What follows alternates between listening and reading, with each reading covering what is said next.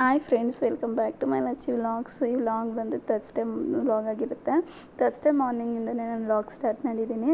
Thursday ನಾನು morning ಟಿಫನ್ಗೆ ಅಂದ್ಬಿಟ್ಟು ಚಪಾತಿನೂ ಮತ್ತು ಬೆಂಡೆಕಾಯಿ ಗೊಜ್ಜು ಮಾಡ್ತಾಯಿದ್ದೀನಿ. ಬೆಂಡೆಕಾಯಿ ಗೊಜ್ಜು ನಾನು ಯಾವ ರೀತಿ ಮಾಡಿದೆ ಅಂತ ತೋರಿಸ್ತೀನಿ ನೋಡಿ. ಇಷ್ಟ ಆದರೆ ಒಂದು ಲೈಕ್ ಮಾಡಿ, ಶೇರ್ ಮಾಡಿ, ಕಮೆಂಟ್ ಮಾಡಿ. ಪ್ಲೀಸ್ ಇನ್ನೂ ಯಾರೆಲ್ಲ ನನ್ನ ಚಾನಲ್ನ ಸಬ್ಸ್ಕ್ರೈಬ್ ಮಾಡದೆ ನೋಡ್ತಿದ್ದೀರೋ ಸಬ್ಸ್ಕ್ರೈಬ್ ಮಾಡಿಕೊಂಡು ನನಗೆ ಸಪೋರ್ಟ್ ಮಾಡಿ. ಓಕೆ ಫ್ರೆಂಡ್ಸ್, ಬನ್ನಿ. ಓಕೆ ಫ್ರೆಂಡ್ಸ್, ಮಾರ್ನಿಂಗ್ಗೆ ಎದ್ದಿದ ತಕ್ಷಣ ನಾನು ಚಪಾತಿ ಹಿಟ್ಟನ್ನ ಕಲಸಿಟ್ಬಿಡ್ತೀನಿ. ಅದು ಸ್ವಲ್ಪ ನೆನಿಬೇಕಲ್ಲ, ಹಾಗಾಗಿ ಎದ್ದೊಳಿದ ತಕ್ಷಣವೇ ನಾನು ಮಾಡೋ ಕೆಲಸ ಚಪಾತಿ ಮಾಡಬೇಕು ಅಂದರೆ ಇದನ್ನು ಫಸ್ಟ್ ಚಪಾತಿ ಹಿಟ್ಟನ್ನೆಲ್ಲ ಕಲಸಿಟ್ಬಿಡ್ತೀನಿ. ನಾನು ಅದು ನೆನೆಯೋಕ್ಕೋಸ್ಕರ ನಾನು ನೈಟೇ ಎಲ್ಲ ಕಲಸೋದು, ಫ್ರಿಜ್ಜಲ್ಲಿ ಇಡೋದು ಈ ಥರ ಎಲ್ಲ ಮಾಡಲ್ಲ. ಕಲಸಿದ್ದು ಒಂದು ಸ್ವಲ್ಪ ಎಣ್ಣೆ ಹಾಕ್ಬಿಟ್ಟು ಅದನ್ನು ಪ್ಲೇಟ್ ಮುಚ್ಚಿ ತೆಗೆದಿಟ್ಟೆ ಚಪಾತಿ ಹಿಟ್ಟನ್ನ. ಹಾಗೆ ನಾನು ಒಂದು 1/4 kg ಅಷ್ಟು ಬೆಂಡೆಕಾಯಿ ಇತ್ತು, ಅದನ್ನೆಲ್ಲ ನೀಟಾಗಿ ವಾಶ್ ಮಾಡಿ ಒಂದೊಂದಾಗಿ ಒರೆಸ್ಬಿಟ್ಟು ಇಕ್ಕೊತಾ ಇದ್ದೀನಿ. ಬೆಂಡೆಕಾಯಿ ತಿನ್ನೋದ್ರಿಂದ ತುಂಬ ಒಳ್ಳೆಯದು ಆರೋಗ್ಯಕ್ಕೆ ಅಂತ ಹೇಳ್ತಾರೆ. ಅದರಲ್ಲೂ ಗರ್ಭಿಣಿಯರು ತಿನ್ನಬೇಕು, ಹಾಗೆ ಲೇಡೀಸ್ಗಳು ತಿನ್ನಬೇಕು ಬೆಂಡೆಕಾಯಿನ. ಹಾಗೆ ಮಕ್ಳಿಗೆ ಕೊಡಬೇಕು, ಜ್ಞಾಪನ ಶಕ್ತಿಗೆಲ್ಲ ತುಂಬ ಒಳ್ಳೆಯದು ಅಂತ ಹೇಳ್ತಾರೆ. ಕಣ್ಣಿನ ದೃಷ್ಟಿಗೆ ಆಗಲಿ ತುಂಬ ಒಳ್ಳೆಯದು ಬೆಂಡೆಕಾಯಿ. ಆರೋಗ್ಯಕ್ಕೆ ತುಂಬ ಒಳ್ಳೆಯದು ಬೆಂಡೆಕಾಯಿ. ಕೊಡಿ, ಈ ಥರ ಮಾಡಿ ಕೊಡಿ. ಹಾಗೆ ಚಪಾತಿಗೆಲ್ಲ ಹಾಗೆ ಮತ್ತು ಎಷ್ಟೋ ಥರ ಮಾಡ್ತಾರೆ ಬೆಂಡೆಕಾಯಲ್ಲಿ, ಆ ಥರ ಎಲ್ಲ ಮಾಡಿದ್ದೀನಿ. ಹಾಗೆ ಹಸಿ ಬೆಂಡೆಕಾಯಿ ತಿಂತಾರೆ, ಅದೆಲ್ಲ ತಿಂದರೆ ತುಂಬ ಒಳ್ಳೆಯದು ಆರೋಗ್ಯಕ್ಕೆ. ಓಕೆ ಫ್ರೆಂಡ್ಸ್, ನಾನು ಬೆಂಡೆಕಾಯಿನೆಲ್ಲ ಸಣ್ಣಗೆ ಹಚ್ಚಿ ತೆಗೆದಿಟ್ಕೊಂಡೆ. ಹಾಗೆ ಗೊಜ್ಜಿಗೆ ಅಂದ್ಬಿಟ್ಟು ನಾನು ವಾಯ್ಸ್ ಓವರ್ ಕೊಡೋವಾಗ ಚಿನ್ಮಯ್ ಎದ್ಬಿಟ್ಟ, ಮಲಗಿದ್ದ, ಅವನು ಎದ್ದ. ಓಕೆ ಫ್ರೆಂಡ್ಸ್, ಗೊಜ್ಜಿಗೆ ಅಂದ್ಬಿಟ್ಟು 1-2 ಈರುಳ್ಳಿನ ಸಣ್ಣಗೆ ಹಚ್ಚಿಟ್ಕೊತಾ ಇದ್ದೀನಿ. ಹಾಗೆ 1-2 ಹಣ್ಣಾಗಿರೋ ಟೊಮೆಟೊನ ಪೇಸ್ಟ್ ಮಾಡಿಕೊಂಡೆ. ಓಕೆ ಫ್ರೆಂಡ್ಸ್, ಇಷ್ಟು ಆದಮೇಲೆ ನಾನು ಬೆಂಡೆಕಾಯಿನ ಹಚ್ಚಿಟ್ಕೊಂಡಿರೋದನ್ನ ಒಂದು ಬಾಣಲಿಗೆ ಹಾಕ್ಬಿಟ್ಟು ಅದಕ್ಕೆ ಸ್ವಲ್ಪ ಆಯಿಲ್ನ ಹಾಕ್ಬಿಟ್ಟು ಅದು ಲೋಳೆ ಎಲ್ಲ ಹೋಗಿ ಚೆನ್ನಾಗಿ ಉರಿಬೇಕು. ಅದನ್ನು ಹುರಿದುಬಿಟ್ಟು ತೆಗೆದುಕೊಂಡೆ. ಹಾಗೆ ಅದೇ ಬಾಣಲಿನ ನಾನು ವಾಶ್ ಮಾಡಿ ಒಂದು ಸ್ವಲ್ಪ ಗೊಜ್ಜು ಮಾಡೋಣ ಅಂತ ಇಡ್ತಾಯಿದ್ದೀನಿ. ಒಂದು ಸ್ವಲ್ಪ ಎಣ್ಣೆ ಹಾಕ್ಕೊಂಡು ಅದಕ್ಕೆ ಸ್ವಲ್ಪ ಸಾಸಿವೆ ಹಾಗೆ ಜೀರಿಗೆ ಹಾಕ್ಕೊಂಡು ನಂತರ ಹಚ್ಚಿಟ್ಟಿರೋಂಥ ಈರುಳ್ಳಿ ಕರಿಬೇವನ್ನ ಹಾಕ್ಕೊಂಡು ಫ್ರೈ ಮಾಡ್ಕೊತಾ ಇದ್ದೀನಿ. ನಂತರ ರುಬ್ಬಿರೋ ಅಂಥ ಟೊಮೆಟೊ ಪೇಸ್ಟ್ನ ಹಾಕ್ಕೊಂಡು ಅದು ಹಸಿ ವಾಸನೆ ಹೋಗೋವರೆಗೂ ಎಣ್ಣೆ ಬಿಡಬೇಕು, ಅಂಥವ್ರಿಗೂ ಸ್ವಲ್ಪ ಫ್ರೈ ಮಾಡ್ಕೊಳ್ಳಿ. ನಂತರ ಅದಕ್ಕೆ ಒಂದು ಚಿಟಿಕೆ ಅರಿಶಿನದ ಪುಡಿ, ಹಾಗೆ 1 ಟೇಬಲ್ ಸ್ಪೂನ್ ಖಾರದ ಪುಡಿ, ಹಾಗೆ 1 ಟೇಬಲ್ ಸ್ಪೂನ್ ಧನಿಯಾ ಪುಡಿನ ಹಾಕ್ಕೊಂಡು ಫ್ರೈ ಮಾಡ್ಕೊಳ್ಳಿ. ಇಷ್ಟು ಫ್ರೈ ಮಾಡಿದ್ಮೇಲೆ ನಾವು ರುಬ್ಬಿಟ್ಕೊಂಡಿದ್ವಲ್ಲ ಅದೇ ಜಾರಿಗೆ ಸ್ವಲ್ಪ ನೀರು ಹಾಕ್ಕೊಂಡು ಅದನ್ನು ಆ್ಯಡ್ ಮಾಡ್ಕೊತಾ ಇದ್ದೀನಿ. ಹಾಗೆ ರುಚಿಗೆ ತಗೋಷ್ಟು ಉಪ್ಪು ಹಾಕ್ಕೊಂಡು ಆ ಮಸಾಲೆ ಚೆನ್ನಾಗಿ 1-2 ನಿಮಿಷ ಮಳ್ಳಿಸ್ಬೇಕು. ನಂತರ ಮಸಾಲೆ ಎಲ್ಲ ಮಳ್ಳಿದ್ಮೇಲೆ ನಾವು ಹುರಿದಿಟ್ಕೊಂಡಿರೋ ಅಂಥ ಬೆಂಡೆಕಾಯಿನ ಹಾಕಿ ನಂತರ ನಾನು ಒಂದೇ ಒಂದು ಸ್ವಲ್ಪ ಹುಣಸೆಹಣ್ಣು ನೆನೆಹಾಕಿದ್ದೆ, ಅದರ ನೀರನ್ನ ಹಾಕ್ಕೊತಾ ಇದ್ದೀನಿ. ಹುಣಸೆಹಣ್ಣು ನೀರನ್ನ ಹಾಕಿ ಒಂದು 5 ನಿಮಿಷ ಪ್ಲೇಟ್ನ ಮುಚ್ಚಿ ಮೀಡಿಯಮ್ ಫ್ಲೇಮಲ್ಲೇ ಆ ಬೆಂಡೆಕಾಯಿನೆಲ್ಲ ಬೇಯಬೇಕು, ಅಂಥವರೆಗೂ ಬೇಯಿಸ್ಕೊಳ್ಳಿ. ಲಾಸ್ಟಿಗೆ ಕೊತ್ತಂಬರಿ ಸೊಪ್ಪನ್ನ ಹಾಕಿಬಿಟ್ಟು ಫ್ರೈ ಮಾಡಿ ಚೆನ್ನಾಗಿ ಒಂದು ಮಿಕ್ಸ್ ಕೊಟ್ಬಿಟ್ಟು ತೆಗೆದಿಟ್ಕೊಳ್ಳಿ. ಇಷ್ಟೇ ಬೆಂಡೆಕಾಯಿ ಪಲ್ಯ, ಬೆಂಡೆಕಾಯಿ ಗೊಜ್ಜು ರೆಡಿಯಾಗುತ್ತೆ. ಚಪಾತಿಗೆಲ್ಲ ಒಳ್ಳೆ ಕಾಂಬಿನೇಷನ್ ಅಂತಲೇ ಹೇಳ್ಬೋದು. ಓಕೆ ಫ್ರೆಂಡ್ಸ್, ಬೆಂಡೆಕಾಯಿ ಪಲ್ಯ ರೆಡಿ ಆಯಿತು. ಹಾಗೆ ನಾನು ಚಪಾತಿನ ಲಟ್ಟಿಸ್ಕೊತಾ ಇದ್ದೀನಿ ಟಿಫನ್ಗೆ ಅಂದ್ಬಿಟ್ಟು ನನ್ನ ಹಸ್ಬೆಂಡ್ಗೂ ಮತ್ತು ಅಮ್ಮಗೆ. ನಾನು ಟಿಫನ್ ಲಂಚಿಗೆ ಕಟ್ಟಬೇಕು ಅಂದರೆ ನನ್ನ ಬಾಕ್ಸಿಗೆ ನಾನು 4 ಫೋಲ್ಡ್ ಮಡಿಚ್ಬಿಟ್ಟು ಹೊಸ್ಕೊತೀನಿ. ಅವರಿಗೆ ಸಾಫ್ಟಾಗಿರಬೇಕಲ್ಲ ಮಧ್ಯಾಹ್ನಕ್ಕೆ ತಿನ್ನೋಕ್ಕೂ. ಹಾಗಾಗಿ ಮಾರ್ನಿಂಗ್ ತಿನ್ನಬೇಕಂದ್ರೆ ನಾರ್ಮಲ್ ಒಂದೇ ಒಂದು ಪದ್ರ ಥರನೇ ಹೊಸ್ಬಿಟ್ಟು ತಿಂತೀವಿ. ಅವರಿಗೆ ಸಾಫ್ಟಾಗಿರೋಕ್ಕೋಸ್ಕರ ಲಹರಿಗೆ ಆಗಲಿ ನನ್ನ ಹಸ್ಬೆಂಡ್ಗೆ ಆಗಲಿ 4 ಫೋಲ್ಡ್ ಮಡಿಚ್ಬಿಟ್ಟು ಹೊಸಿತೀನಿ. ಇಷ್ಟೇ. ಟಿಫನ್ಗೆಲ್ಲ ರೆಡಿ ಮಾಡಿಕೊಂಡೆ. ನಾನು ಆಮೇಲೆ ಮಾಡ್ಕೊಳೋಣ ಅಂದ್ಬಿಟ್ಟು ಅವರಿಬ್ರಿಗಾಗಷ್ಟು ಮಾಡ್ತಾಯಿದ್ದೀನಿ ಚಪಾತಿನ.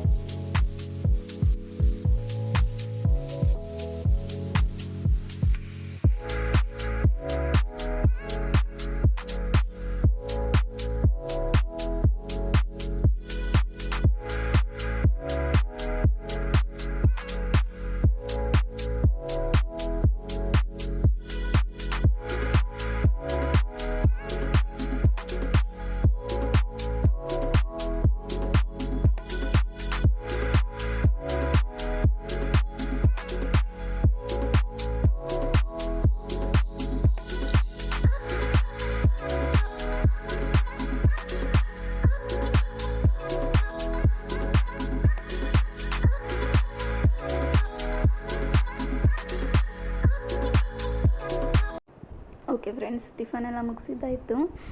ಚಿನ್ಮಯು ಈಗೀಗ ನಾವೇ ಟಿಫನ್ ಮಾಡೋದನ್ನ ಸ್ವಲ್ಪ ಹಾಗೆ ರೂಢಿ ಮಾಡ್ತಾಯಿದ್ದೀನಿ. ಎಲ್ಲ ಮುಗಿಸಿದ್ಮೇಲೆ ಯಾಕೋ ಅಮ್ಮ ಸ್ವಲ್ಪ ಹೊಟ್ಟೆ ನೋವು ಅಂತಿದ್ಲು ಮಾರ್ನಿಂಗು. ಅದಕ್ಕೆ ನನ್ನ ಹಸ್ಬೆಂಡು ನಿಂಬೆಹಣ್ಣು ಜ್ಯೂಸನ್ನ ಮಾಡಿಟ್ಟಿದ್ರು. ಅದಕ್ಕೆ ಟಿಫನ್ ಎಲ್ಲ ಆದಮೇಲೆ ಅಮ್ಮಗೆ ಜ್ಯೂಸ್ ಕುಡಿ ಅಂತ ಕೊಡ್ತಾಯಿದ್ದೀವಿ. ಸ್ವಲ್ಪ ನಿಂಬೆಹಣ್ಣು ಜ್ಯೂಸ್ ಕುಡಿದ್ರೆ ಸರ್ ಹೋಗ್ಬೋದು ಅಂತ. ಓಕೆ ಫ್ರೆಂಡ್ಸ್, ಅದೆಲ್ಲ ಆದಮೇಲೆ ಅಮ್ಮನ ಸ್ಕೂಲ್ಗೆ ಹೋದ್ಲು, ನನ್ನ ಹಸ್ಬೆಂಡು ಆಫೀಸ್ಗೆ ಹೋದರು. ಹಾಗೆ ಚಿನ್ಮಯ್ಗೂ ಎಲ್ಲ ನಾನು ಸರಿ ಮಾಡಿ ತಿನ್ನಿಸಿ ನಾನು ಟಿಫನ್ ಮಾಡಿಕೊಂಡು ಅಪ್ಪು ಹಾಗೆ ಮನೆಕೊಂಡ. ಚಿನ್ಮಯ್ಯನು ಇದು ಸರಿ ಮಾಡಿ ತಿನ್ನಿಸಿದ್ಮೇಲೆ ಅವ್ನು ಸ್ವಲ್ಪ ಹೊತ್ತಿಗೆ ಮನೆಕೊಂಡ್ಬಿಡ್ತಾನೆ. ಅವನ್ನ ಮಲಗಿಸಿ ನಾನು ಇನ್ನು ನಮ್ಮ ಮನೆ ಕೆಲಸ ನೋಡಿ ಹೀಗಿದೆ. ಅಪ್ಪ ಎಷ್ಟು ಆಡ್ತಾನೆ ಅಂದರೆ ಚಿನ್ಮಯಿ ಫುಲ್ಲು. ಚಿನ್ಮಯಿ ಒಂದೇ ಅಲ್ಲ, ನಮ್ಮ ಅಮ್ಮನೂ ಅಷ್ಟೇ ಫುಲ್ಲು ಆಡ್ಬಿಡ್ತಾಳೆ. ಮನೆ ನೋಡಿ, ನಾನು ಅಷ್ಟು ಟಿಫನ್ ಮಾಡೋಕ್ಕೋಗಿ ಎಲ್ಲ ಇಟ್ಕೊಂಬಿಟ್ಟು ಮಾಡ್ತೀನಿ. ನೈಟೇ ಎಲ್ಲ ಪಾತ್ರೆ ತೊಳೆದಿರ್ತೀನಿ, ಆದರೆ ಸ್ವಲ್ಪ ಟಿಫನ್ ಎಲ್ಲ ಮಾಡಿದ್ಮೇಲೆ ಇಷ್ಟ ಆಗಿರುತ್ತೆ. ಇದೆಲ್ಲ ಕ್ಲೀನ್ ಮಾಡಿ ಮತ್ತೆ ಸಿಗ್ತೀನಿ. ಪಾತ್ರೆ ಎಲ್ಲ ಜೋಡಿಸೋದಿತ್ತು, ತೊಳೆದಿಟ್ಟಿರೋದು. ನೈಟ್ ತೊಳೆದಿರೋ ಪಾತ್ರೆ ಎಲ್ಲ ಹಾಗೆ ಇತ್ತು, ಅದನ್ನೆಲ್ಲ ಜೋಡಿಸ್ಕೊಂಡು ಮತ್ತು ನಾನು ಮನೆಯೆಲ್ಲ ಕ್ಲೀನ್ ಮಾಡ್ಕೊಳೋಷ್ಟರಲ್ಲಿ 12 ಗಂಟೆ ಆಯಿತು. 12 ಗಂಟೆ ಚಿನ್ಮಯ ಎದ್ದೊಳೋ ಟೈಮಿಂಗ್ಸ್ ಅವ್ನು 9:30 ಮನಿಕಂತಾನೆ. 12:30 ಅಥವಾ 12 o'clock ಅಥವಾ 11:30 ಒಂದೊಂದ್ಸಲಿ ಹೀಗೆ ಎದ್ಬಿಡ್ತಾನೆ. ನಾನು ಕಸ ಎಲ್ಲ ಗುಡಿಸಿ ಮನೆಯೆಲ್ಲ ನೀಟಾಗಿ ಕ್ಲೀನ್ ಮಾಡಿ ಕಸ ಇನ್ನೇನು ಗುಡಿಸ್ಬೇಕಾಗಿತ್ತು. ಅಷ್ಟರಲ್ಲಿ ಚಿನ್ಮಯ ಎದ್ದ. ನೋಡಿ, ಗುಡಿಸ್ತಾ ಇದ್ದೆ, ಚಿನ್ಮಯ ಎದ್ದೊಳೋ ಸೌಂಡ್ ಬಂತು. ಅದಕ್ಕೆ ಹೋಗಿ ನೋಡ್ಕೊಂಡು ಬರೋಣ ಅಂತ ಹೋಗ್ತಾಯಿದ್ದೆ. ಬಟ್ ಅವ್ನು ಇನ್ನೂ ಎದ್ದಿರಲಿಲ್ಲ. ಸೌಂಡ್ ಮಾಡ್ದೆ ಅಷ್ಟೇ, ಎದ್ದವನೇನೋ ಅನ್ನಂಗೆ ಸೌಂಡ್ ಮಾಡ್ದೆ, ಕಿರ್ಚ್ಕೊಳಂಗಾಯಿತು. ಹಾಗಾಗಿ ನೋಡ್ಕೊಂಬರೋಣ ಅಂತ ಹೋದೆ. ಬಟ್ ಅವ್ನು ಇನ್ನೂ ಎದ್ದಿರಲಿಲ್ಲ. ಹಾಗಾಗಿ ಸ್ವಲ್ಪ ಹಂಗೆ ತೂಗ್ಬಿಟ್ಟು ಕಸ ಗುಡಿಸ್ಕೊಂಬರೋಣ ಅಂತ ತೂಗ್ಬಿಟ್ಟು ಹೋದೆ. ಕಸ ಗುಡ್ಸೋಕ್ಕೆ ಇನ್ನೊಂಚೂರು ಇತ್ತು, ಅದಕ್ಕೆ ಕಸ ಗುಡಿಸಿ ತಾಕ್ಬಿಡೋಣ, ಇದ್ದರೆ ಇನ್ನಾಗಲ್ಲ ಅವನ್ನ ಅಂದ್ಬಿಟ್ಟು ಹೋದೆ. ಅಲ್ಲಿಗೆ ಅವ್ನು ಕಸ ಗುಡಿಸಿ ನಾನು ಇನ್ನು ಕಸನೂ ಸಹ ಹಾಕಿರಲಿಲ್ಲ, ಆಗಲೇ ಎದ್ಬಿಟ್ಟಿದ್ದ. ಎದೊಳಕ್ಕೆ ಅವನು ಆ ಥರ ಸೌಂಡ್ ಮಾಡೋದು. ಬಟ್ ಇನ್ನೂ ಕಣ್ಣು ಮುಚ್ಕೊಂಡಿದ್ನಲ್ಲ ಅಂತ ನಾನು ಹಾಗೆ ತೂಗ್ಬಿಟ್ಟು ಬಂದೆ. ಅಷ್ಟರಲ್ಲಿ ಕಸ ಫುಲ್ ಗುಡಿಸಿ ಮರಕ್ಕೆ ಹಾಕಿ ನಾನು ಇನ್ನೂ ಡಸ್ಟ್ಬಿನ್ಗೂ ಸಹ ಹಾಕಿರಲಿಲ್ಲ. ಹೋಗಿ ಎದ್ಬಿಟ್ಟ. ನೋಡಿ, ಎದ್ಬಿಟ್ಟು ಹೆಂಗೆ ಎದ್ದು ಬರ್ತಾನೆ ಆಚೆಗೆ ಅವನು ಅಂತ. ಹೀಗೆ ನನಗಂತೂ ಸಖತ್ ಭಯ ಜೋಲಿಲಿ ಹಾಕೋದು. ಬಟ್ ಏನಕ್ಕೋಸ್ಕರ ಹಾಕ್ತೀನಿ ಅಂದರೆ ಒಂದು 2 hours ಕಂಪ್ಲೀಟಾಗಿ ಚೆನ್ನಾಗಿ ನಿದ್ದೆ ಮಾಡ್ತಾನೆ ಅಂತ ನಾನು ಅದರೊಳಗೆ ಹಾಕ್ತೀನಿ. ನೆಲದ ಮೇಲೆ ನಾನು ಮನಗಿಸಿದ್ರೆ ಒಂದು 1/2 hourಗೆಲ್ಲ ಎದ್ಬಿಡ್ತಾನೆ. ಹಾಗಾಗಿ ನಾನು ಜೋಲಿ ಒಳಗೆ ಹಾಕ್ತೀನಿ. ಮೊನ್ನೆ ಹಂಗೆ ಜೋಲಿಲೇ ಹಾಕಿದ್ದೀನಿ. ಇಲ್ಲೇ ಕೂತಿದ್ದೀನಿ ಹಾಲಲ್ಲಿ, ಸೌಂಡ್ ಮಾಡ್ತಾನಲ್ಲ ಅವ್ನು ಎದ್ದಿ ಅಂತ. ಬಟ್ ಅವ್ನು ಸೌಂಡು ಮಾಡಿಲ್ಲ, ಏನೂ ಮಾಡಿಲ್ಲ, ಎದ್ಬಿಟ್ಟು ಬಂದ್ಬಿಟ್ಟಿದ್ದಾನೆ. ಇನ್ನೊಂದೇ ಒಂದು ನಿಮಿಷ ನೋಡ್ಕೊಂಡಿಲ್ಲ ಅಂದರೆ ಅಡಿಗೆ ಬಿದ್ದೋಗ್ಬಿಡೋನು. ದೇವ್ರದೇ ಹೆಂಗೋ ನಾನು ಅಷ್ಟರಲ್ಲಿ ಹೋಗಿ ಎತ್ಕೊಂಡೆ. ಈ ಥರ ಮಾಡ್ತಾನೆ, ಸಖತ್ತು ಭಯ ಅದ್ರಲ್ಲಿ ಹಾಕೋಕ್ಕೆ. ಸರಿ ಅಂದ್ಬಿಟ್ಟು ಎತ್ಕೊಂಡು ಚಿನ್ಮಯನ ನೋಡಿ ಎಲ್ಲ ಕ್ಲೀನ್ ಆಯಿತು. ಮನೆಯೆಲ್ಲ ಕ್ಲೀನ್ ಮಾಡಿದೆ ಫುಲ್ಲೂ. ಸ್ವಲ್ಪ ರೆಸ್ಟ್ ಮಾಡೋಕ್ಕೂ ಬಿಡಲ್ಲ ನನ್ನ ಮಕ್ಕಳು. ಎಲ್ಲರ ಮನೆಗೂ ಹಂಗೆ ಅನಿಸುತ್ತೆ, ಮಕ್ಕಳಿರೋ ಮನೆಗೂ ಸ್ವಲ್ಪ ಹೊತ್ತು ಅವ್ರನ್ನ ನೋಡಿ. ಅದರಲ್ಲೂ ಚಿನ್ಮಯ ಸ್ವಲ್ಪ ದೊಡ್ಡವನಾಗೋವ್ರಿಗೂ ಅಷ್ಟೇ ಸ್ವಲ್ಪ ರಿಸ್ಕ್ ಅನಿಸುತ್ತೆ. ಆಮೇಲೆ ಸರ್ ಹೋಗುತ್ತೆ. ಒಂದೂವರೆ ವರ್ಷ ಅವ್ನು ನೀಟಾಗೆಲ್ಲ ಆಟಾಡ್ಕೊಂಡು ಆರಾಮಾಗಿದ್ದರೆ ನಮಗೂ ಅಷ್ಟು ಭಯ ಆಗೋಲ್ಲ. ಈಗ ಒಂದು ಸ್ವಲ್ಪ ತೆಪ್ಪೆ ಜತ್ರ ಇಟ್ಕೊಂಡು ಓಡಾಡೋದ್ರಿಂದ ನನಗೂ ಸ್ವಲ್ಪ ಭಯ. ಅವನು ಹಿಂದೆನೇ ಇರಬೇಕು, ಅವನು ಓಡಾಡ್ತಾನೆ ಅಂತ ಅವನೊಬ್ಬನೇ ಬಿಡೋಕ್ಕೂ ಆಗಲ್ಲ, ಬಿದ್ದೋಗ್ಬಿಡ್ತಾನೆ. ಹಾಗಾಗಿ ನನಗೆ ಭಯ. ಅದಕ್ಕೋಸ್ಕರ ಅವನ ಜೊತೆನೇ ಇರಬೇಕು. ಇನ್ನೊಂದು 2 months, ಇನ್ನೊಂದು 2-3 months ಒಳಗಡೆ ಅವನು ಫುಲ್ ಕಂಪ್ಲೀಟಾಗಿ ಓಡಾಡೋಕ್ಕೆ ಸ್ಟಾರ್ಟ್ ಮಾಡ್ತಾನಲ್ಲ, ಆಗ ಅಷ್ಟು ಭಯ ಇರೋಲ್ಲ. ಅವನ ಪಡಿ ಅವ್ನು ಆಟಾಡ್ಕೊಂಡಿರ್ತಾನೆ ಅಂತ ಹೇಳ್ಬೋದು. ಬಟ್ ಏನಂದರೆ ಡೋರ್ ಹಾಕಿರಬೇಕು. ಆಚೆ ನಾನು ಹೋದ ಅಂದರೆ ಮೆಟ್ಲೆಲ್ಲ ಇದೆಯಲ್ಲ, ಅದೊಂದು ಸ್ವಲ್ಪ ಡೇಂಜರ್ ಅಷ್ಟೇ. ಓಕೆ ಫ್ರೆಂಡ್ಸ್, ನಾನೆಲ್ಲ ಕೆಲಸ ಎಲ್ಲ ಮುಗಿಸಿ ಮತ್ತು ನಾನು ಕಸ ಹಾಕಿರಲಿಲ್ವಲ್ಲ ಅದನ್ನೆಲ್ಲ ಹಾಕ್ಬಿಟ್ಟು ಮತ್ತೆ ನಾನು ಮಧ್ಯಾಹ್ನಕ್ಕೆ ಅಡುಗೆ ಮಾಡಬೇಕಾಗಿತ್ತು. ಮಧ್ಯಾಹ್ನಕ್ಕೆ ಏನೂ ಇರಲಿಲ್ಲ. ಮಾರ್ನಿಂಗ್ ನಾನು ಚಪಾತಿನೂ ಬೆಂಡೆಕಾಯಿ ಪಲ್ಯ ಮಾಡಿದ್ನಲ್ಲ, ಹಾಗಾಗಿ ಮಧ್ಯಾಹ್ನಕ್ಕೆ ನಾನು ಮಶಪ್ಪನು ಮತ್ತು ಅನ್ನ ಮಾಡ್ಕೊಂಬಿಡೋಣ. ಅಮ್ಮ ಬರ್ತಾಳೆ, ಇನ್ನೇನು 12 o'clock ಆಯಿತು, ಬರ್ತಾಳೆ ಅವಳು ಇನ್ನೇನು ಅಂದ್ಬಿಟ್ಟು ಏನೂ ಇರಲಿಲ್ಲ. ಹಾಗಾಗಿ ಸಾಂಬಾರು ಮಾಡೋಣ ಫಸ್ಟು ಅಂದ್ಬಿಟ್ಟು ಇನ್ನು ಬಟ್ಟೆನೂ ಸಹ ಮಿಷಿನ್ಗೆ ಹಾಕಿರಲಿಲ್ಲ. ಅವನ್ನ ಬಿಟ್ಟು ಹೋಗಿ ಬಟ್ಟೆ ಹಾಕ್ಬರೋಕ್ಕಾಗಲ್ಲ. ಹಾಗಾಗಿ ಅವ್ನು ಮಲಗಿದಾಗೆ ಒಂದ್ಸಲ ಇನ್ನೊಂದು ಸಂಜೆ ಇನ್ನೊಂದು ಟೈಮ್ ಮಲಗ್ತಾನಲ್ಲ, ಆಗ ಹಾಕೊಂಡ್ರೆ ಆಯಿತು ಅಂದ್ಬಿಟ್ಟು ಬಟ್ಟೆ ಒಂದು ಹಾಕಿರಲಿಲ್ಲ. ಅಡುಗೆ ಮಾಡಬೇಕಾಗಿತ್ತು. ಅಮ್ಮನೂ ಬಂದಳು ಸ್ಕೂಲಿಂದ. ಅಮ್ಮ ಬರ್ತಿದ್ದಂಗೆ ನೋಡ್ರಿ ಅವನಿಗೆ ಅದೆಷ್ಟು ಖುಷಿನೋ ಅವ್ರು ಅಕ್ಕನ ಕಂಡ್ರೆ. ನಿಜವಾಗ್ಲೂ ತುಂಬ ಖುಷಿ ಪಡ್ತಾನೆ. ಬೆಳಗಿಂದ ಇರಲ್ವಲ್ಲ, ಸಡನ್ನಾಗಿ ಬರ್ತಾಳೆ, ಒಂಥರ ಖುಷಿ ಆಯ್ತು ನನಗೆ. ಓಕೆ ಫ್ರೆಂಡ್ಸ್, ಅಮ್ಮನೂ ಬಂದಳು. ಔಟ್ ಆಫ್ ಊಟ ನಿಜ? ಕನ್ನಡ ಫುಲ್ ಔಟ್ ಆಫ್ ಊಟ? ಹಾಂ, ನಿಜವಾಗ್ಲು ಏನೇನು ಕೊಟ್ಟಿದ್ರಿ? ಇಲ್ಲಿ ಬರ್ದಿದ್ದನಾ? ಹಾಂ, ಇಲ್ಲಿ ಬರ್ದಿದ್ದೆ. ಮತ್ತೆ ಬರ್ದಿದ್ಯಾ?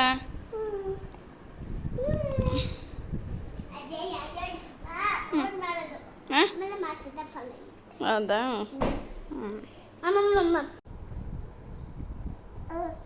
ಚೆನ್ನಾಗದಾ? ಚೆನ್ನಾಗದಾ? ಓಕೆ ಫ್ರೆಂಡ್ಸ್, ಅಮ್ಮ ಬಂದಿದ್ದ ತಕ್ಷಣವೇ ಡ್ರೆಸ್ಸು ಸಹ ಚೇಂಜ್ ಮಾಡಲ್ಲ. ಏನಿರುತ್ತೋ ಅಂತ ನೋಡ್ತಾಳೆ. ಅವಳು ಹೊಟ್ಟೆ ಹಸ್ಕೊಂಬಿಟ್ಟಿರ್ತಾಳಲ್ವ. ಇವಾಗ ಮಾರ್ನಿಂಗ್ ಹಾಲು ಕುಡ್ದೋತಾಳೆ, ನಾಷ್ಟ ಟಿಫನ್ ಮಾಡೋಗಲ್ಲ. ಒಂದೊಂದ್ಸಲಿ ಮಾಡ್ತಾಳೆ, ಇಲ್ಲಾಂದರೆ ಮಾಡಿರಲಿಲ್ಲ ಅಂದರೆ ಹೊಟ್ಟೆ ಹಸ್ಕೊಂಬಿಟ್ಟಿರ್ತಾಳೆ. 12 ಬಂದಾಗ ಏನಿರುತ್ತೆ ಅಂದ್ಬಿಟ್ಟು ನೋಡ್ತಾ ಇರ್ತಾಳೆ. ಫ್ರೂಟ್ಸ್ ಇದ್ದರೆ ಫ್ರೂಟ್ಸ್ ತಿಂತಾಳೆ. ಅವಳು ಸಪೋಟ ತಿಂತಾಯಿದ್ಲು, ಹಾಗೆ ಚಿನ್ಮಯ್ಯಗೂ ತಿನ್ನಿಸ್ತಾಯಿದ್ದೆ. ಅವನಿಗೆ ಸಪೋಟ ಫ್ರೂಟ್ಸು ಅಂದರೆ ನನ್ನ ಮಗಳಿಗೂ ಅಷ್ಟೇ ಇಷ್ಟ, ನನ್ನ ಮಗನಿಗೂ ತುಂಬ ಇಷ್ಟ. ಅವಳಿಗೂ ಅಷ್ಟೇ ಬೇಗ ಇಂಟ್ರೊಡ್ಯೂಸ್ ಮಾಡಿಸಿದ್ದೆ. ಒಂದು 7 ಮಂತ್ 8 ಮಂತ್ಸಿಂದನೇ ಎಲ್ಲ ಇಂಟ್ರೊಡ್ಯೂಸ್ ಮಾಡಿಸೋದ್ರಿಂದ ಮಕ್ಕಳಿಗೆ ಫ್ರೂಟ್ಸ್ ಅಂದರೆ ತುಂಬ ಇಷ್ಟ ಆಗುತ್ತೆ. ನನ್ನ ಚಿನ್ಮಯ್ಯಗೂ ಅಷ್ಟೇ, ಅವನು ಎಲ್ಲ ಫ್ರೂಟ್ಸನ್ನು ತಿಂತಾನೆ. ಅವಳು ಅಷ್ಟೇ, ಫ್ರೂಟ್ಸ್ಗಳಂದರೆ ತುಂಬ ಇಷ್ಟಪಟ್ಟು ತಿಂತಾರೆ. ಅದೊಂದೇ ನನಗಿಷ್ಟ. ಎಷ್ಟೋ ಜನ ಮಕ್ಕಳು ಫ್ರೂಟ್ಸ್ ಅಂದ್ರೇ ಇಷ್ಟ ಆಗ್ತಾರಲ್ಲ, ಹಾಗೆ ಸಪೋಟ ಎಲ್ಲ ಅವಳು ತಿಂತಾಯಿದ್ಲು ಅಂದ್ಬಿಟ್ಟು ಅವಾಗೆ ಅಪ್ಪಗೂ ತಿನ್ನಿಸಿ, ಚಿನ್ಮಯ್ಯಗೆ ಸಪೋಟ ತಿನ್ನಿಸಿ ಸೊಪ್ಪು ಸಾರು ಮಾಡೋಣ ಅಂತ ಮಿಕ್ಸ್ ಸೊಪ್ಪು ತಂದಿದ್ರು ನನ್ನ ಹಸ್ಬೆಂಡು. ಅದೆಲ್ಲ ಬಿಡಿಸಿಟ್ಟಿದ್ದೆ. ನೋಡಿ, ನನಗೆ ಇದೊಂದು ಸೊಪ್ಪು ಯಾವುದು ಅಂತ ಗೊತ್ತಾಗಲಿಲ್ಲ. ಇದು ಸ್ವಲ್ಪ ಹಾಕಿದ್ರು ಮಿಕ್ಸ್ ಸೊಪ್ಪಲ್ಲಿ. ನನಗೆ ಯಾವನು ಅಂತ ಗೊತ್ತಿಲ್ಲ. ಯಾರಿಗಾನ ಗೊತ್ತಿದ್ದರೆ ಹೇಳಿ. ನನಗೆ ಆ ಸೊಪ್ಪು ಏನು ಅಂತ ಗೊತ್ತಿಲ್ಲ. ಆದರೂ ನನ್ನ ಹಸ್ಬೆಂಡ್ ಇಷ್ಟೊಂದು ಕಟ್ಟಿದ್ದಾರೆ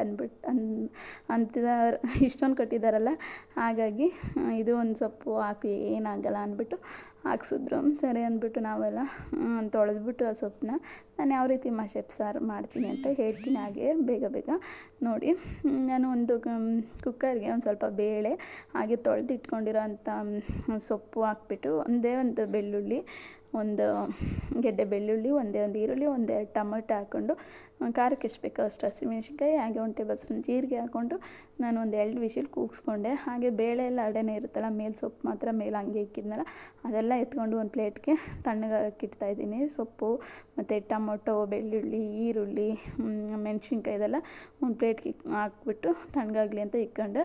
ಹಾಗೆ ಅದೆಲ್ಲ ತಣ್ಣಗಾದ್ಮೇಲೆ ಒಂದು ಜಾರಿಗೆ ಸ್ವಲ್ಪ ಕಾಯಿ ತುರಿ, ಹಾಗೆ ಸೊಪ್ಪನ್ನ ತಣ್ಣಗಾಕಿದ್ವಲ್ಲ ಆ ಸೊಪ್ಪನ್ನ ಹಾಕ್ಕೊಂಡು ನಾನು ರುಬ್ಕೊಂಡೆ. ಸೊಪ್ಪೆಲ್ಲ ಹಾಕ್ಕೊಂಡು ರುಬ್ಕೊಂಡ್ಮೇಲೆ ನಾವು ಸೊಪ್ಪನ್ನ ಬೇಯಿಸಿ ಇಟ್ಕೊಂಡಿರ್ತೀವಲ್ಲ, ಆ ನೀರಿಗೆ ನಾವು ಎಲ್ಲನೂ ಅದು ರುಬ್ಬಿರೋದನ್ನೆಲ್ಲ ಹಾಕ್ಕೊಂಡು ಫಸ್ಟು ಮಿಕ್ಸ್ ಮಾಡ್ಕೊಬೇಕು ಎಲ್ಲನೂ ನೀಟಾಗಿ. ಆಮೇಲೆ ಒಗ್ಗರಣೆ ಮಾಡೋಕ್ಕೆ ಸರೋಗುತ್ತೆ. ಓಕೆ ಫ್ರೆಂಡ್ಸ್, ನಾನೆಲ್ಲನೂ ಅದೇ ನೀರಿಗೆ ಹಾಕ್ಕೊಂಡು ಮಿಕ್ಸ್ ಮಾಡ್ತಾಯಿದ್ದೀನಿ. ಓಕೆ ಫ್ರೆಂಡ್ಸ್, ಸಾಂಬಾರು ಮಾಡೋಕ್ಕೆ ಒಂದು ತಪ್ಪಲೆ ಇಟ್ಕೊಂಡು ಅದಕ್ಕೆ ಒಂದು ಸ್ವಲ್ಪ ಎಣ್ಣೆ, ಹಾಗೆ ಸಾಸಿವೆ ಹಾಕ್ಕೊಂಡು, ನಂತರ ಒಂದೇ ಒಂದು ಈರುಳ್ಳಿನ ಸ್ಲೈಸಾಗಿ ಹಚ್ಚಿಟ್ಕೊಂಡಿರೋದನ್ನ ಹಾಕ್ಕೊಂಡು, ಕರಿಬೇವನ್ನ ಹಾಕ್ಕೊಂಡು ಸ್ವಲ್ಪ ಫ್ರೈ ಮಾಡಿಕೊಂಡು, ನಂತರ ನಾವು ಎಲ್ಲನೂ ಮಸಾಲೆ ಎಲ್ಲ ನೀರಿಗೆ ಹಾಕ್ಕೊಂಡು ಮಿಕ್ಸ್ ಮಾಡಿ ಇಕ್ಕಿದ್ವಲ್ಲ, ಆ ಮಸಾಲೆನ ಹಾಕ್ಕೊಂಡು ಸೊಪ್ಪಿಂದು, ನಂತರ ರುಚಿಗೆ ತಕ್ಕಷ್ಟು ಉಪ್ಪು ಹಾಕ್ಕೊಂಡು ಒಂದು ಮಿಕ್ಸ್ ಕೊಡಿ. ಅದನ್ನು ಒಂದು 2 ಕುದಿ ಕುದಿಸ್ಬಿಟ್ರೆ ಸಾಂಬಾರು ರೆಡಿ ಆಗುತ್ತೆ. ನಾನು ಮಶೆಪ್ ಮಾಡೋದು ಈ ಥರ ಇನ್ನೂ ಒಂದು 2 ಥರ ಮಾಡ್ತೀನಿ, ತೋರಿಸ್ತೀನಿ ಮತ್ತು ಯಾವ ಥರ ಮಾಡ್ತೀನಿ ಇನ್ನೊಂದ್ಸಲಿ ಯಾವಾಗನ. ಇಷ್ಟೇ ನಾನು ಮಶೆಪ್ ಸಾರು ಮಾಡೋದು. ಹಾಗೆ ಏನು ಅಂದರೆ, ನಾನು ಸಾರು ಮಾಡಿದ ತಕ್ಷಣವೇ ಎಲ್ಲ ಹಾಗೆ ಕ್ಲೀನ್ ಮಾಡ್ಕೊಂಡ್ಬಿಡ್ತೀನಿ. ನನಗೆ ಅಲ್ಲಲ್ಲೇ ಅಳ್ಕೊಳ್ಳೋದು ನನಗೆ ಅಷ್ಟು ಇಷ್ಟ ಆಗಲ್ಲ. ಮಾರ್ನಿಂಗ್ ನಾಷ್ಟನೂ ಅಷ್ಟೇ, ಮಾಡೋವಾಗ ಏನಾದರೂ ಜಾಸ್ತಿ ಅಳ್ಕೊಂಡಿದ್ರೆ ಒಂದೊಂದ್ಸಲಿ ಬೇಜಾರಾಯ್ತು ಅಂದರೆ ಲಾಸ್ಟಿಗೆ ಕ್ಲೀನ್ ಮಾಡ್ಕೊತೀನಿ. ಇಲ್ಲಾಂದರೆ ನನಗೆ ಅವಾಗೆ ಒಂದೊಂದ್ಸಲಿ ಕ್ಲೀನ್ ಮಾಡ್ಕೊಂಬಿಟ್ರೆ ಅಪ್ಪ ಎಷ್ಟು ಬೆಸ್ಟ್ ಅಲ್ವಾ ಅನಿಸ್ತಾ ಇರುತ್ತೆ. ಸರಿ ಅಂದ್ಬಿಟ್ಟು ಅಪ್ಪನೂ ನೋಡಿರಿ, ನಾನು ಅಡುಗೆ ಮಾಡೋದಕ್ಕೆ ಬಂದಿರ್ತಾನೆ. ನಾನೇನೋ ವಾಕರಲ್ಲಿ ಹಾಕಿದರೆ ಬಂದದ್ಗೂ ಇದು ಏನು ಅಂತ ಕೊಡು ಅಂತ ಕೇಳ್ತಾ ಇರ್ತಾನೆ. ಓಕೆ ಫ್ರೆಂಡ್ಸ್, ಇಷ್ಟ ಆಯಿತು. ಸಾಂಬಾರು ರೆಡಿ ಆಯಿತು. ಬಿಸಿ ಅನ್ನಕ್ಕೆ ಮಶೆಪ್ ಸಾರು ಹಾಕ್ಕೊಂಡು ಸ್ವಲ್ಪ ತುಪ್ಪ ಹಾಕ್ಕೊಂಡು ತಿಂತಾಯಿದ್ರೆ ಆಹಾ, ಟೇಸ್ಟೇ ಬೇರೆ ಇರುತ್ತೆ, ಸೂಪರಾಗಿರುತ್ತೆ ನೋಡಿ.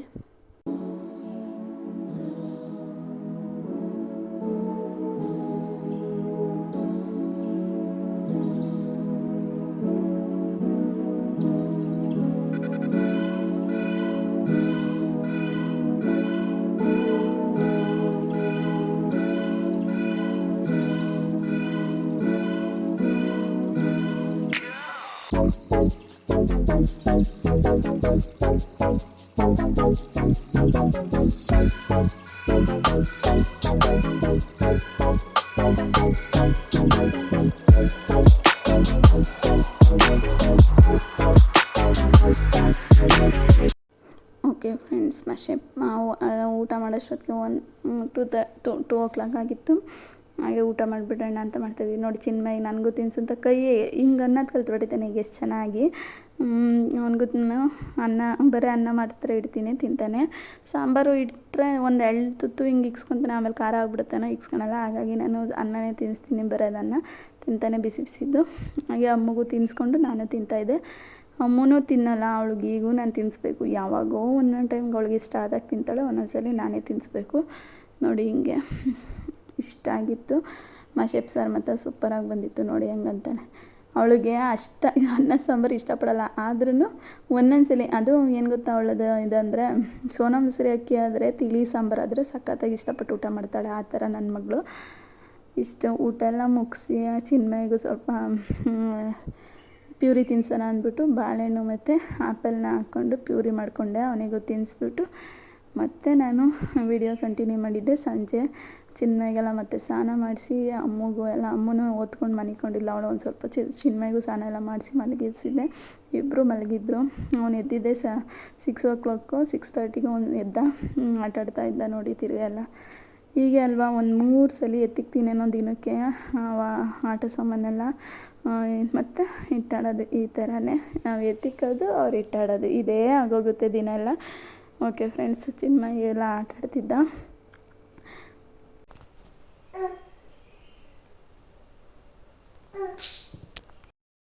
ಓಕೆ ಫ್ರೆಂಡ್ಸ್, ಸಾಂಬಾರು ಮಧ್ಯಾಹ್ನ ಮಾಡಿದ್ದೆಲ್ಲ ಮಶಪ್ ಸಾರು, ಅದಕ್ಕೆ ಮುದ್ದೆ ಮಾಡಿಬಿಡೋಣ. ನನ್ನ ಹಸ್ಬೆಂಡ್ 7 o'clock ಬರ್ತಾರೆ ಆಫೀಸಿಂದ.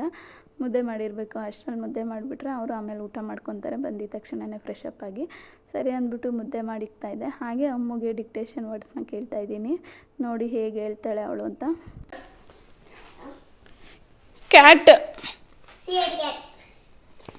ಎಲ್ಲೋಯ್ತದು. ಡಾಗ್ ಫಾಕ್ಸ್ ಅನ್ನ ಬಿಡಿ ಈ ಕಡೆಗೆ. ಕೌ ಎಲಿಫೆಂಟ್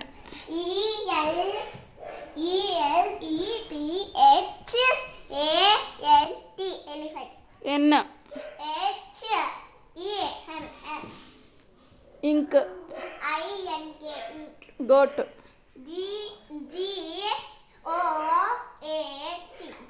ಜಗ್ kite lion monkey nose orange parrot queen rabbit sun tiger umbrella watch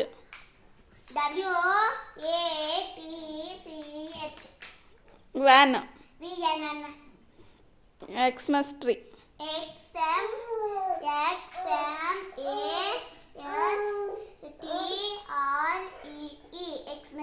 ಯಾಕ್ zebra apple ball ant on mat car pen 6 ox bus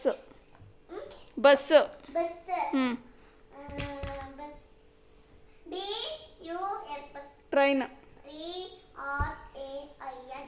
leg rose top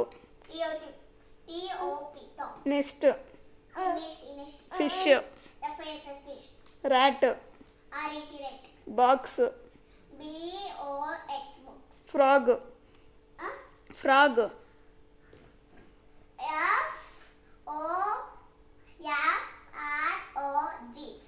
B hat banana spider tree